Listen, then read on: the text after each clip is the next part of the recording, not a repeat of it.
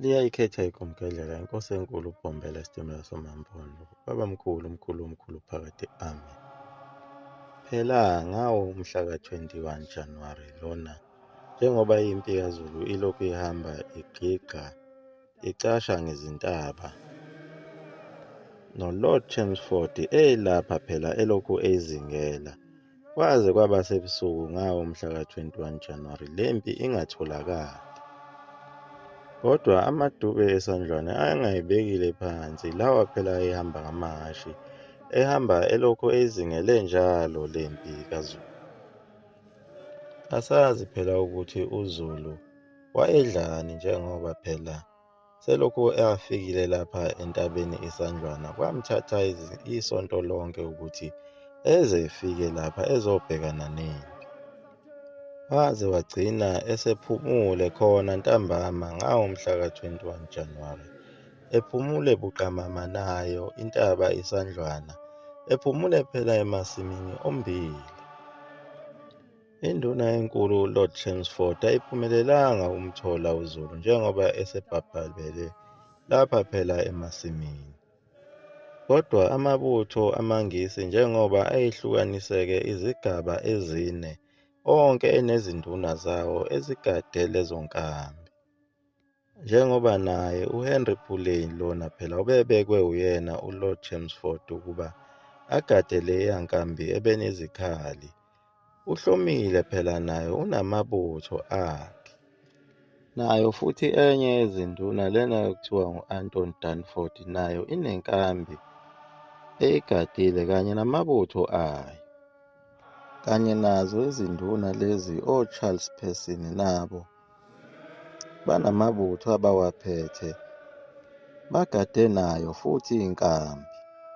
Onke lamabutho njengoba ehlukaniswe izigaba ezinye, onke anamaflegi akhona alena phela eBritain, aphephezela kuzo lezi nkambi. Kodwa izinhloli ezingamadube esandlwana zakhe u-Anton Danford lona zaye zambona uZulu lapho abhabhabele khona emasimini ombili. Kwathi ngabo lobo busuku bangomhla ka-21 Januwari, impi yakhe u-Anton Danford yavele yahluleka ukuzibamba uma ibona ukuthi amabutho kaZulu alele phela laphana embileni.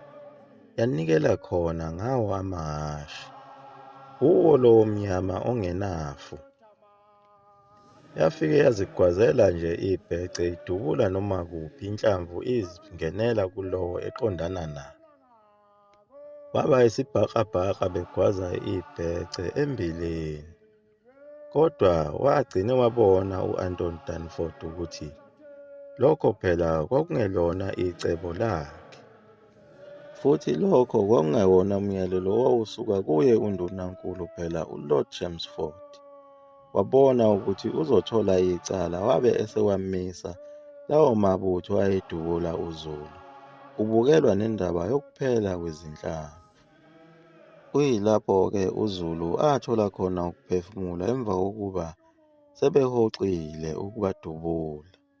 Kodwa kwalimala uZulu omningi lapho embileni enganayo indlela yokuziphindiselela ngoba phela kwakuwumnyama ongenafu. Lokho kwawudina kakhulu uZulu ukuba ushawe kanjena ungakwazi nokuziphindiselela.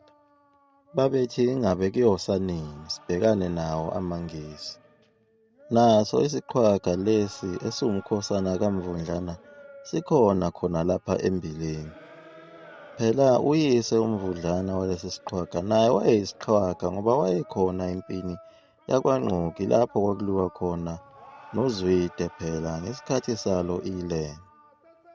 Kanti futhi bayazalana namanye amaqhawe afana noGala kaNodade, loya phela owakwazi ukuqonda iLembe ngesikhathi lisabusa lizilise isizwe isikhathi eside, emva kokuba kade kushone iNdlovukazi uNandi.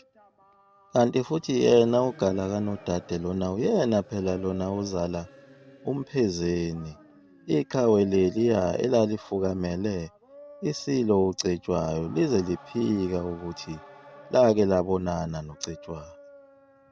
Umkhulu wakhe uNkosana phela uyena umenziwa lona uzalwa uXhoko wasegazini phela loyaya esimkhumbulayo obebuyele umuzi ngalesa sikhathi kunenkinga nabantwana basemqekwini ababefuna ukuzoqomisa kule ndlu yasegazini ekubeni bengabandawonye. Nayo induna ekhona lapha uMaNkulumane kaSomaphunga wakwaNdwandwe, uyise uSomaphunga phela wazinikela kulo naye iLembe emva kokuthi izwe lakubo selinqotshiwe lakwaZwide, njengoba eseyiqhawe lakhona lapha kwaZulu. Naye uSigcwelegcwele kaMhlekehleke wakwaNgema ukhona naye lapha phela uhola ibutho, ingobamakhosi eyayiphethe izinsizwa ezazinesibindi kakhulu. Naye uDabulamanzi wayengayibekile phansi phela ehamba nelakhe futhi ibutho elaliphethe nezibhamu leziya phela ezathengwa kuye uJantoni.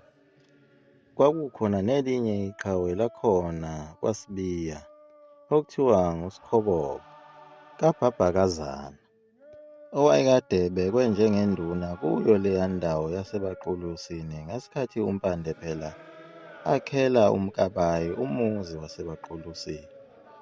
Akagwazi uyabulala khona lapha eSandlwana.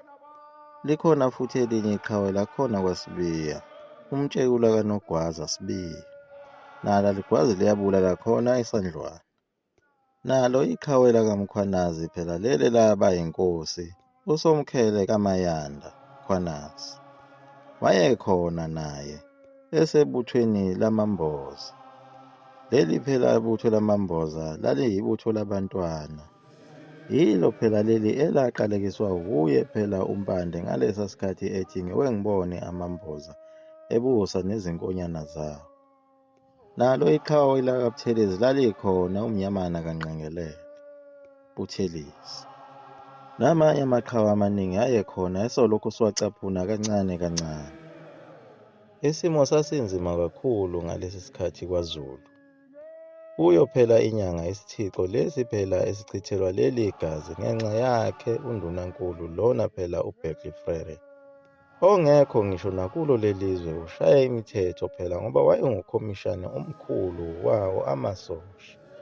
Kulo lonke lako-Vryheid nakoNquthu kwakungasekho noyedwa umuntu ngoba phela wawubhokobhoko izibhamu namatende abo abelungu. Emakhaya kwakungekho muntu wakukhala ibhungezi. Phela izingane nabo bonke omakoti nomama babegqishwe emgedeni, kanye nokudla kwakufakwe khona lapho. Kugade lona ibutha lamakhehla elaligade khona emakhaya ukuphepha phela, kanye namabutho ezintombi ayekhona afana nebutho uNdlovu kayiphendulwa, kube uFasini kanye nomkhandandlovu kwangamanye amabutho abantu besifazane ayebhekele ezokuphepha emakhaya.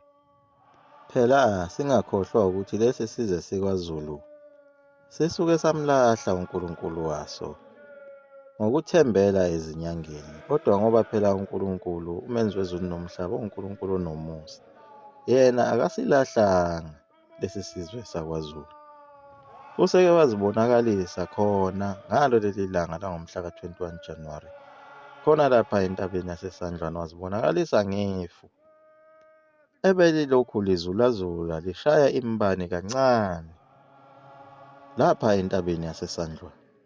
Sikhona isilwane somhlola lesi esiwuNkulunkulu phela, sizolekelela ngeqhinga laso. Phela lapho kuzolwelwa khona kuseduzane kwalapho phela uNkulunkulu aseke aziveza khona, laphaya entabazwe lapho esigcine khona loya mfana omncane obevame ukukhuluma noNkulunkulu wakwaKhumalo, okuwuyena obesexhumene kakhulu naleli lizwe elikhuluma emoyeni elithi lingumenzi wezulu nomhlaba, elizibiza ngokuthi linguShembe igama lalo. Yebo, lichazile igumgedla lathi yimpi yoNkulunkulu, uNkulunkulu wase-Afrika noNkulunkulu waseBrithani, ongaphansi ongaphezulu.